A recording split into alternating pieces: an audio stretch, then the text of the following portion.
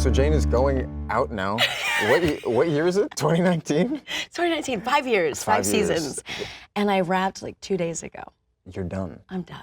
I finished. I completed. What are we doing here? I feel like I should. I mean, I'm leaving to Europe in a second. Don't worry, we're all good. This is the place to be right beforehand. I mean, it's really wonderful to be doing this though, again, because Jane has been around for 5 seasons. It's lovely to try to get it out there and get recognized. Being a part of this, obviously, we're really proud. I feel like I'm here with the entire cast. Yeah, I bet. Because we've been working our ass off. Oh, am I allowed to say that? We're working our tail off, and it's been really good. But I feel complete because I've known for like 2 seasons that we were going to end. Yeah. Season 5. So Jenny always had 5 chapters in her mind, and you know what it's like. I know what it's like. I mean, to not be able to like complete something, or to be able to complete something. Mm-hmm. I watched Gossip Girls like crazy. Did you Gossip guys get? Girl. Sorry. You did. It's fine. Oh. I'm also 34. It's kind of embarrassing that I can say that. I mean, I love that freaking show. It's fine. But did you guys complete? Because now I can't remember if you guys were able to complete. We did. We didn't. It was not quite like an imagined 5 chapters. We got 5.5. It was like we were gonna. It was. I think the end was conceived of like the previous season. Wow. And then of course I am Gossip Girl. So you are the Gossip Girl. I But am, do you know yeah. what I'm saying? Like the idea of being able to complete a project. Yes. You only get so much, and I feel like actually that It's leads me right surreal, to actually. you. It's surreal. It is surreal, and like you're used to. I mean, listen, this was also my first series regular, so I don't know if I'm used to anything, but I feel like I've been told that it was a blessing to be able to complete something like that. It is. And then I feel like, with you guys had a life somewhere else, or to be at Lifetime and then to not see its potential, but then to go to another service like Netflix and be exposed to so many more people. It's fully resuscitated. It was like a near-death experience. I mean, there was like a 2-week period where we were technically canceled, and I was preparing myself for the worst. But yeah, it's actually hearing you coming to the close of such a like definitive experience for you. You know, I mean, it's like it's a lifetime. 5 seasons, especially on a show like these where the storylines are like. A lot happens. As you were saying, so many marriages. I got married so many times. 7 marriages in a season. You know what I'm saying? Multiple babies. So many deaths and people coming back from the dead. I mean, really, like you go through so much. Yeah. And so now that I'm starting on a project that feels in some ways like a meta progression of that, because it's taking the same sort of formula, but then inverting it and making it evil. And so it requires at once like the exact same thing of me and also this wholly new dimension to it. So it's an interesting place to find myself, and I feel like the way that the show went from a more standard network, like Lifetime, which is something that we've experienced being on a television show on a network, and then going to this new place, this new, the new arena that is streaming, something like Netflix. I mean, I'm not sure how to articulate it, but it's an interesting thing. It's interesting to see how it evolves, and it's just. It also makes me wonder the way we are consuming art and our desire to consume in greater chunks, right? So like in Lifetime, there's the releasing of 1 a week, and for a show like yours, I wonder if that was conducive to creating an art piece that people desired in that, So I feel like for us, for Jane the Virgin CW, we're exposed to a smaller audience, and then when we get uploaded to Netflix, it's just a wider. Are you guys on Netflix? Oh too? yeah. So we get bought by right. them right away as well. And when Jane had come out, it was like really awesome to see its effect. But then when it came out on Netflix, you're like, oh. Yeah. Then you see how many people. Right. That's And also like that the audience member that likes to consume in that way. Mm-hmm. Because there's a part of me that kind of still wants like 1 at a time at times. I personally like that. But we're old school. We're old, dog. I know. We are a little like we're just tipping. I said Gossip Girls. I know. Do you know what I'm saying? I'm old, dude. Okay, so I put together a box of Michael's things. Oh, those were your LSAT scores. You passed. Wow. I would never want to be a lawyer. How are you feeling about the fact that, I have a Joe in my life, so it really creeps me out that you're a creepy Joe? I know, yeah. But how do you feel about the fact that because all I could read was about the desire and the longing for your character, and your character's not great. Well, that's what the show's about. I mean, really, that's what the show's about. The show is about like how far. Well, I think the log line when it was on Lifetime was how far are you willing to go for love. But I was always like, no, that's not. Ooh. That's not what that is. This is not love. This is not love. To me, it's like how far are we willing to go to forgive an evil white man? You know, that's the way. That's what I think. Can I get a stare in a camera? Yeah. I do that every day, all day. Just staring into a matte box, an X on a matte box. Oh, I do that all the time. Yeah, Gotta love right. that. Gina, stare at this matte box and cry. Right. Someone has just died. Yeah, and go. Yeah. But Yeah. what about those, talking about staring at matte boxes, what's up with your crazy eyes? My crazy eyes. This is something that people talk about. People have asked me like, I want to see them what is it in the about? flesh. What is it about? What is it about your face that can go from? I'm like, isn't that acting? Yeah, it is acting. It is. You're asking me how I make my facial expressions, and it's I don't know. I think maybe people are. But there's a foundation of it. Like there's like a thing or a person that you saw, or like there's always like I think What do you mean? the birth of your facial expressions. Yeah. They always kind of start somewhere. Because I know or at least for me they do, right? So I make crazy facial expressions on Jane, and they're always pulled from like somebody I saw on like the train in New York. Really? Or I'll look at somebody and be like, boom, taking it. That's interesting. And I'll just like That's totally take a picture. foreign to me. I don't do that at all. Yeah. I don't do that at all. I'm not. Oh God, I'm not sure what I do.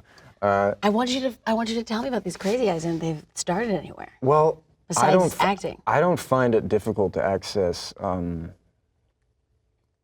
what apparently people define as like creepiness or even rage. I think it's like it's something that I don't know. With his character, it's very interesting because he toggles between this sweet sort of like on Gossip Girl, it might have been twee when I was Dan, but now in this different context, it's somehow people find it that it has far more depth and they find it far more roguish and charming. And it's like, well, yeah, it's just because I'm killing people in the next scene, and maybe it's like there's something about that we're not evolved enough yet to like to not be attracted to.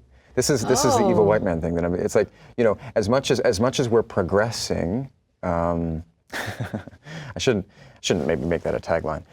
When I say that, what I mean is like the cultural norms that we're still all indoctrinated by that incline us to forgive a certain kind of person, namely someone who looks like myself, less so than someone who looks like you. You know. And what's interesting is that like both of our shows are these like pop culture kind of pieces that in very different ways. I actually love how yours does it too, by the way. It's so light. And It's very light. I don't mean Lots light of in joy. Joy. Like for instance, none. None in no joy. in you. None in. But you know, I mean, that's kind of like I think that's appropriate if the titular character in my case is someone who is, you know, doing unforgivable things, and yet we keep performing backflips to figure out how it is that we're going to forgive him, and that's what you're speaking to is like you know. I mean, I got a lot of responses on Twitter, like someone. Well, yeah, they just, you know, a lot of what we like to call thirsty. Oh, yes, I'm thirsty. Yeah, but yeah. So I just had this kind of measured response, like, hey, this is let's maybe check ourselves a little. How we idolize. And I was really pleased and surprised to see how much that kind of elevated the conversation around it and encouraged people to have like maybe a more like a deeper viewing of the show, which I think if you're not careful, because it's on Netflix and stuff, you could binge it all too easily, and then you're like, why do I feel off? Let me just binge something else to sort of balance it. You know, so I think in a way, both of our shows are doing this interesting thing that Are creating conversation. Yeah. It's like it's a meta thing, because sometimes if you're a part of like a film that is really meant to speak for itself, for instance, you know, like I'm thinking of something you've been a part of, like Annihilation, you know, it's like, I think that does a lot of it speaking for itself, whereas like television is just a different form. The viewer engages with it differently, and I think if you can lean into the pop culture element of it, you know what I mean? And then you continue the conversation also off screen, it has this interesting effect. I mean, you found that, right, with your show, like speaking to different. Yeah, I mean, I feel like with the complexities of the conversation around Jane the Virgin and the Latinx community are so great, and because the Latinx community is not monolithic, so it's almost difficult to have the conversation on a platform like Twitter, because it only Yes. allows so much conversation to be had. And so, I don't know, I worry about that side of pop culture as well, where we are having these conversations. Do you work here? Guilty. Guinevere? Everyone just calls me Beck. And you're Joe? Goldberg. You smile, told me your name? Is there more to you? Where'd you go to school? Where'd I go to school? I had a really weird I didn't really go to school past middle school much. I graduated early because I took what's called a CHESP. I didn't know it was called that then. It's California High School State Proficiency Exam, exit exam. I went to Santa Monica College from like 14 to 17. I was accepted to USC as a transfer, and I never went. I was going to go to film school, but then I did a show on the WB, then the CW, and now I'm here. I've been working for Warner Brothers Television since I was 15 years old. What a blessing. Yeah, I know. Oh my Wow. God. Never intentional in that way. But that's so lovely. Yeah. How wonderful has that been? It's been interesting. I mean, and then to see like how the CW has flourished into this interesting space. You know what I mean? It really Like, has. Like yeah. that was what I enjoyed so much when I saw your show, is like what a positive platform it seems to be for young women of all different kinds. Yeah. Like thinking, I mean, like it even addresses, I mean, just myriad dimensions of sexuality, and like, I mean, it's taking on, I mean, like abortion in the first episode. Yeah. All right. Yeah, it's pretty bold. But Okay. Jenny Erman, the showrunner, is just this incredible woman that wanted to write a woman's story and happened to put a brown woman in the space of it. And I think that's why it resonated so much. Specificity makes it more universal. Yeah, that's true. Right? That's true. We were talking about that yesterday, about the need for specificity. And I think that that's kind of in our culture what people are desiring to see themselves reflected on screen. So to have a show like yours that is idolizing the The white guy. the white man The white guy who's had it plenty. Yeah, I know, it's funny because like, is still awesome. no, it is. No, it's interesting. Yeah. I mean, it's interesting because I think it's the most responsible way to like. I'm almost interested now in because I'm ultimately more interested in production and writing and getting on that side of the camera, and Same. that's another conversation. We'll come back for that. That's a good conversation, though. That's fun. It is. Yeah. So, but in terms of as an actor, I think I'm kind of interested in like. Now that we're becoming more and more conscious of representation and stuff, and like not wanting to take roles from other people. I mean, I'm like, yeah, I'll play this guy. I'll play the villain who encourages a certain kind of conversation. I'm not so, I'm actually not interested the way that I used to be in being likable, because my character actually now, the degree to which he's likable, which I know is a lot, but the degree to which he's likable.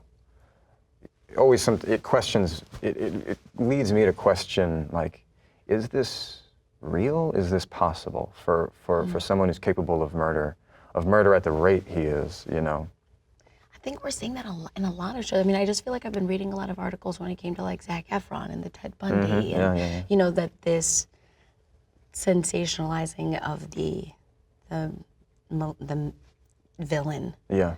Is kind of something that we enjoy doing in entertainment. We definitely do. As much as I think intellectually we want to step away from it, we want to be better than that, we're also proving that we're not free of it at all. Very interesting about human behavior, right? Yeah. Because it is, like, if you even go to the other idea of the bad boy, like, the girls and boys that love the bad boy. Well, you even think about, like, the icons that establish this, like, the term rebel without a cause. I mean, if you just examine that, there's no logic there. Rebel without a cause? Yeah. That's just an insolent, it's just an asshole. insolent little white boy. It's just, Oh, yeah, he's got a great nose. That's great. So did Stalin, who's really attractive? Oh, who was it? I mean, I'm conflating things that shouldn't be conflated, but, maybe I can go to the used car dealership and get your car back. Oh, I'm sure they'll remember me since I was the one sobbing while I handed over the keys to my dead husband's car. Why would they give you the car back when you already spent the money? I didn't actually mean you'd be getting it back. when it comes to the way that the art serves as a centerpiece for a larger conversation, whenever that's possible, when that's responsible.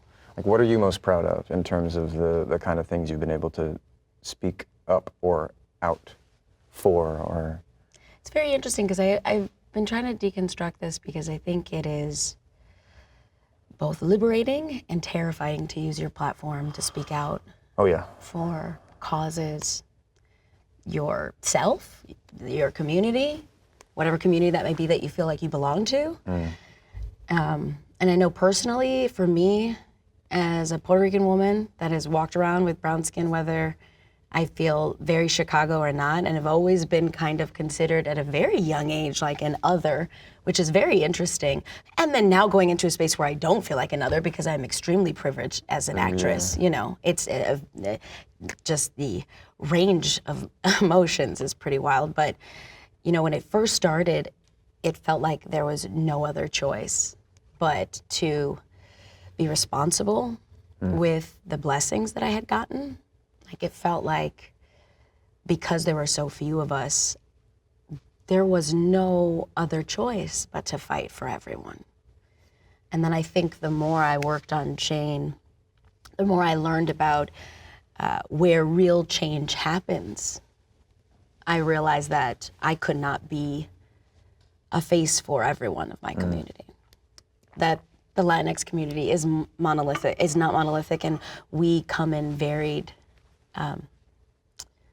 shades and shapes and sizes and slang and music and food, and our differences are beautiful and our similarities are what unite us. But to create change for my community meant I had to move to the other side of the camera. So for so long I thought it was in front of the camera, being a reflection.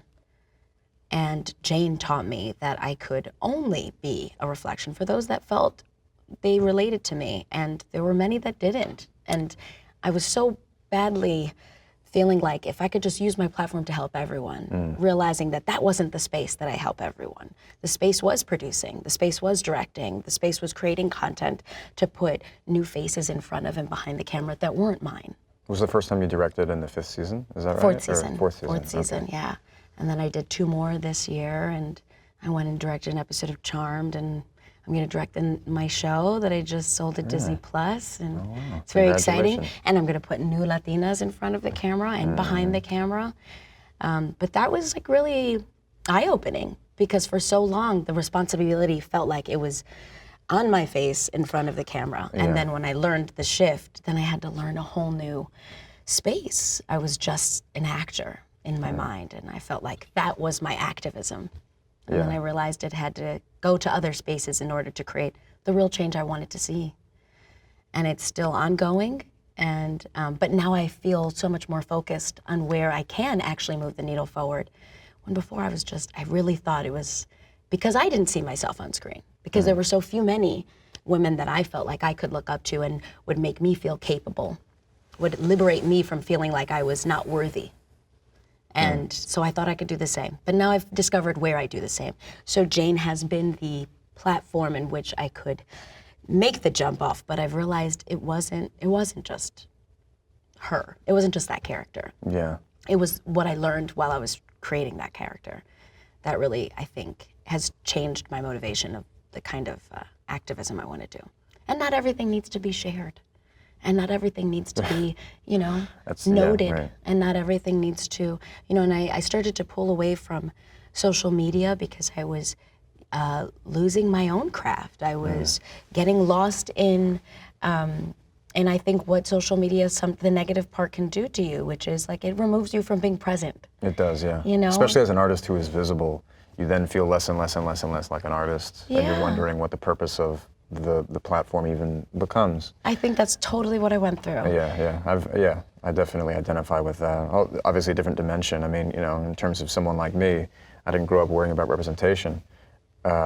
What I think is interesting now in a role like Joe is that it's in terms of being in front of the camera as opposed to behind, because I agree with you. I think in a lot of ways the purpose is to be, the more and more we want to center unseen faces and voices.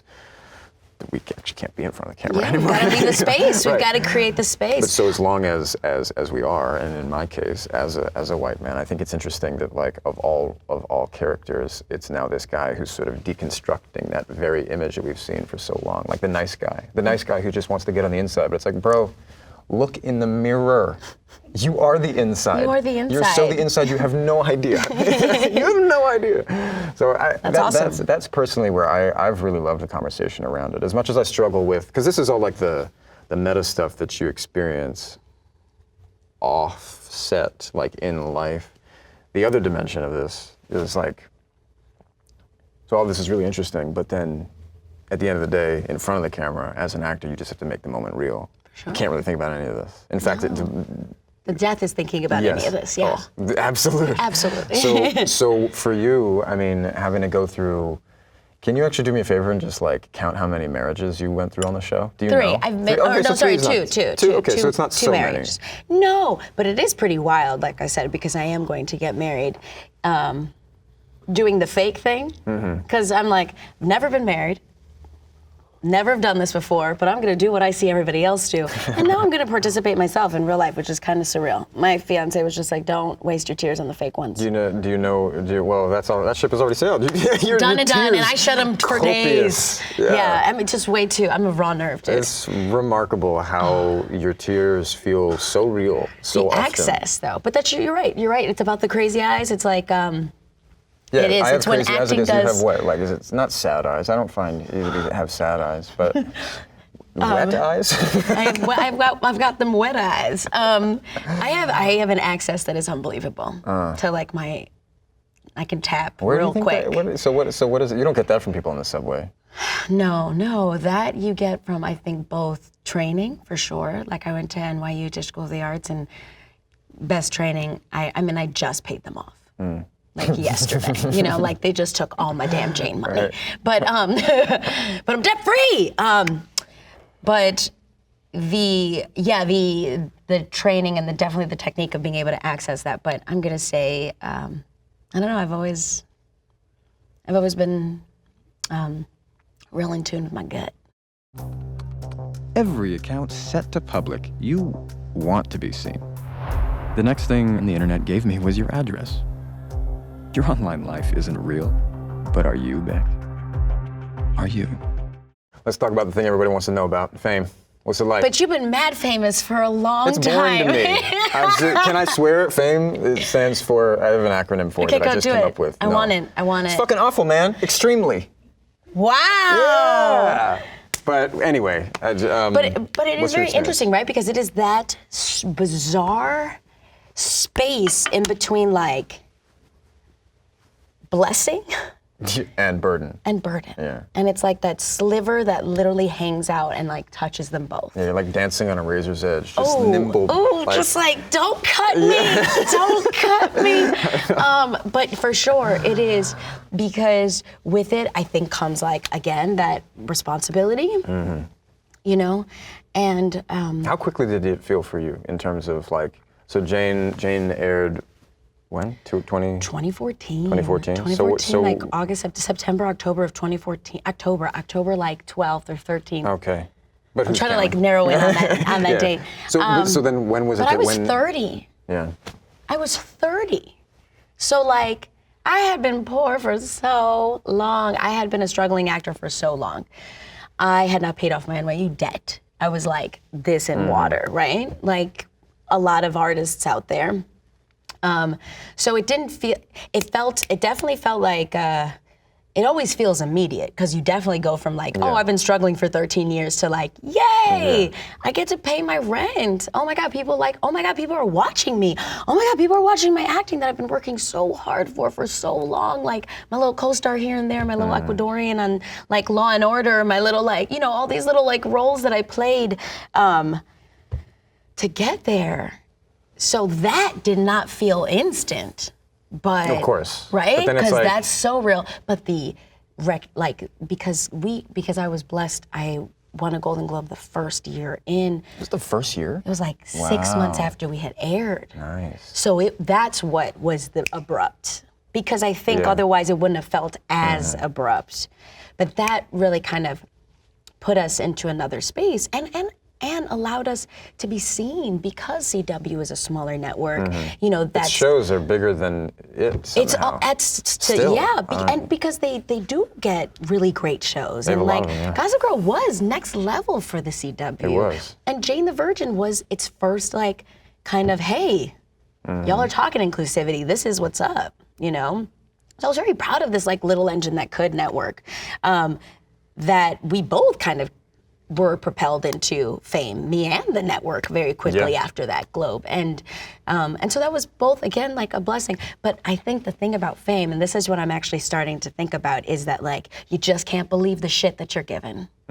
And it's so hard not to as a human being. Yeah, it's like a constant test of the ego. It's a constant test of the ego. And unless you are aware and talking like, you know, my shit stinks, like I am not the end all be all. There is always somebody more talented, more driven, more ambitious. And I need to be grateful of what I have. And I need to be kind to the people that I'm working with. And I need to, you know, like keep creating great environments to work in. Because it's every day, you're everything. And the second you hear a little like, you're like, oh. And when you falter as well, it's very public.